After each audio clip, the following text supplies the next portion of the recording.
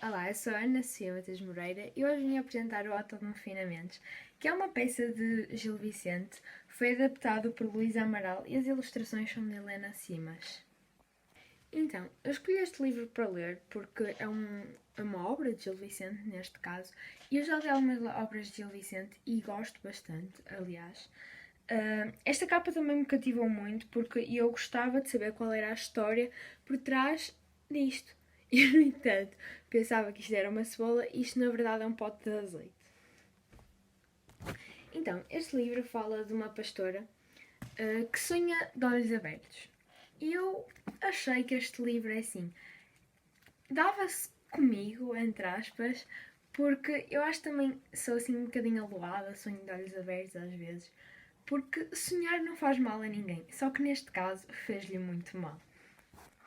Trouxe-lhe alguns problemas como perder os cabritos e por isso foi despedida do seu trabalho. Só que depois chegou à feira, encontrou um pote de azeite e ela poderia viver uma vida fenomenal.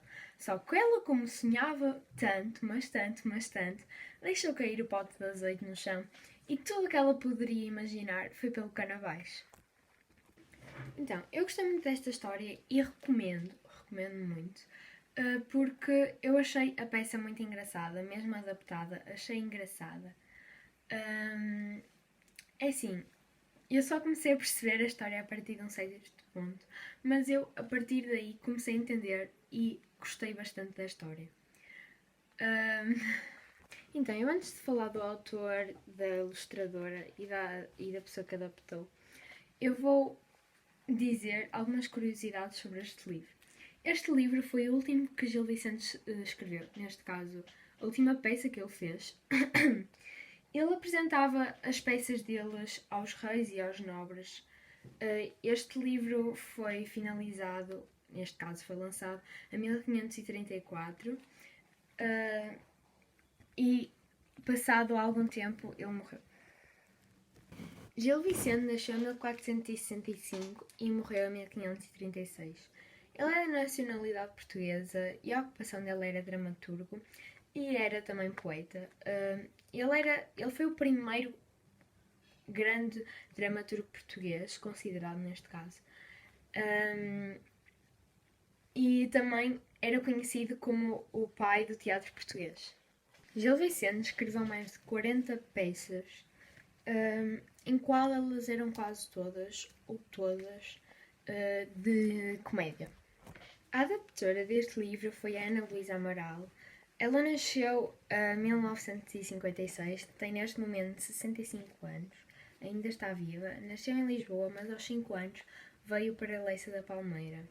Ela é uma autora, neste caso adaptou este livro, e eu não a conhecia, mas eu já li em alguns sites a biografia dela e parece ser uma autora muito boa e vou pesquisar sobre os livros dela e acho que até vou gostar muito.